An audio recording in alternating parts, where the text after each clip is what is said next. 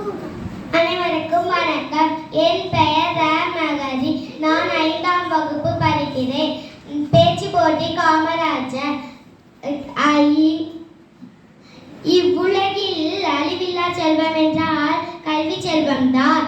அத்தகைய செல்வத்தை இலவசமாக கொடுத்த காமராஜரை பற்றி நான் பேச வந்துள்ளேன்.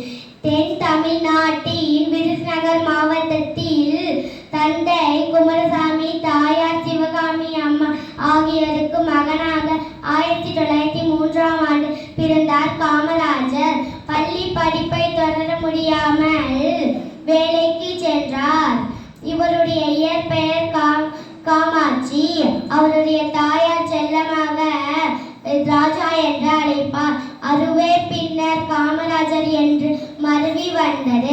காமராஜர் அவர்கள் 16 வயதில் காங்கிரஸ் கட்சியின் தலைவரான சத்தியமூர்த்தியின் அவர்கள் அரசியல் குருவாக ஏற்றார். 1954ஆம் ஆண்டு முதல் தமிழக முதல்வராக பொறுப்பேற்றார் காமராஜர். 1963ஆம் ஆண்டு வரை 9 ஆண்டுகள் ஆட்சி செய்தார்.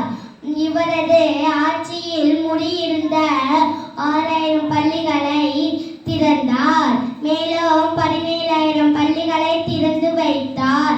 மற்றும் தமிழ்நாட்டின் பல அணைகளையும் கட்டியவரும் இவரே. காமராஜர் இலவச கல்வி திட்டம், மதிய உணவு திட்டம் என பல திட்டங்களை தொடங்கி வைத்தார். இவர் 1975ஆம் ஆண்டு அக்டோபர் 2ஆம்